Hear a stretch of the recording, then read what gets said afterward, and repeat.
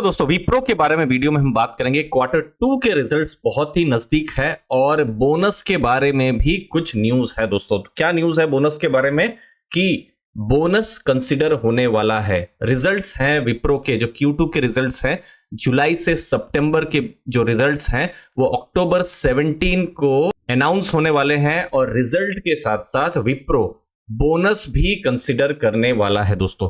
अब हम थोड़ा हिस्टोरिकल डेटा में जाते हैं। जैसे विप्रो की हिस्ट्री रही है, बोनस, बाईबैक, डिविडेंड, इन सब का मिक्स रहता ही है। अब बोनस की अगर हम बात करें तो पिछला लास्ट बोनस आया था 2019 मार्च में, मतलब 5 साल से ज्यादा समय हो गया है। तब 1:3 के रेशियो में बोनस आया था।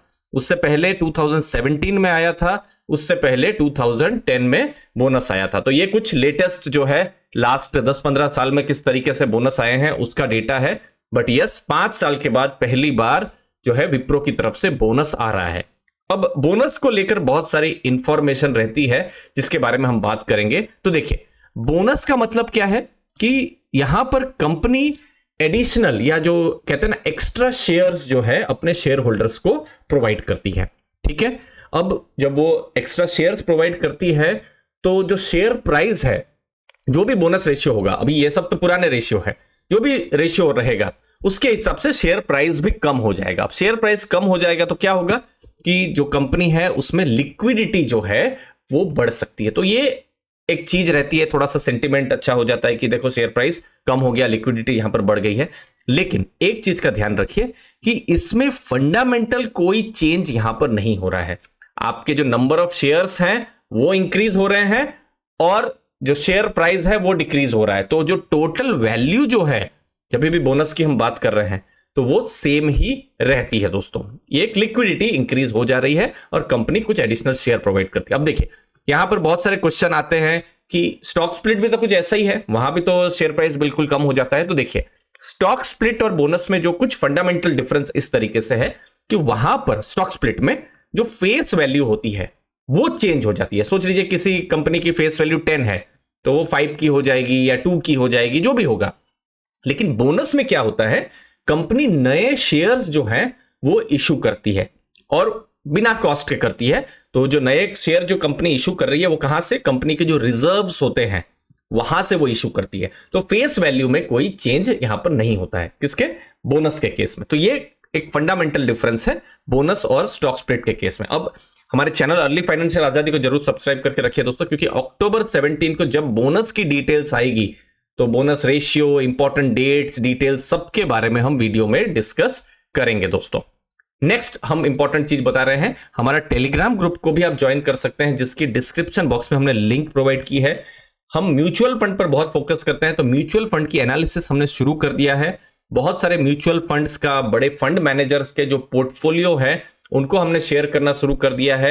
यहां पर हम regular business learning, personal finance और बहुत सारे लर्निंग मटेरियल भी शेयर करते हैं।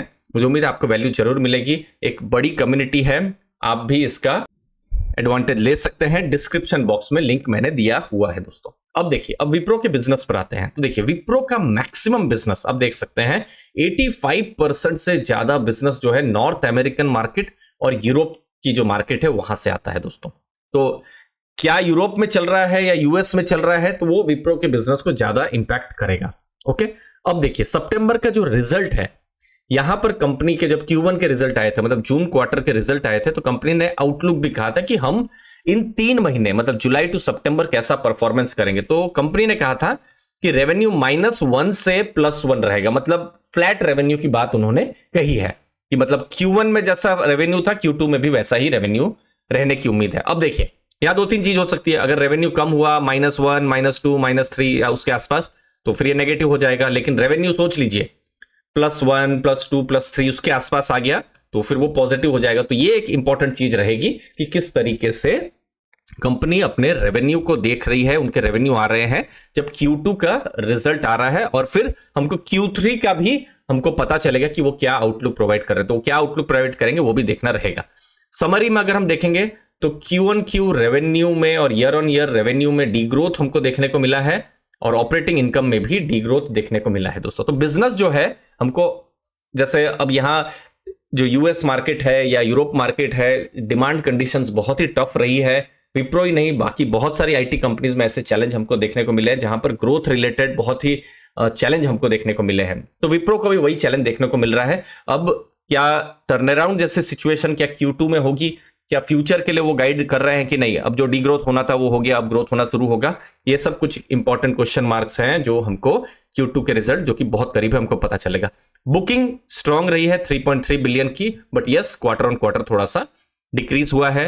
लार्ज डील बुकिंग जो है 1.2 बिलियन डॉलर की रही हुई है और एट्रिशन ये 14.1 है, अगर हम लास्ट 12 महीने के हिसाब से देखें तो, जो कि डिसेंट कहा जाएगा, बहुत खराब नहीं कहा जाएगा दोस्तों। तो क्या बिजनेस में इंपॉर्टेंट चीजें देखनी है, डिसीजन मेकिंग में क्लाइंट्स डिले कर रहे हैं, यूएस में इंटरेस्ट रेट ज्यादा था, क्लाइंट्स बड़े ऑर्डर्स नहीं प्रोवाइड कर रहे थे, क्या वो अब प्रोवाइड करेंगे, वो इंपॉर्टेंट चीज देखने का रहेगा। वर्टिकल में क्या ग्रोथ हो रहा है, जैसे टेलीकॉम हुआ या फिर लाइफ साइंस या बैंकिंग फाइनेंस, वो इंपॉर्टेंट देखने का रहेगा और ग्रोथ विजिबिलिटी पर भी क्लैरिटी हमको पता चलेगी।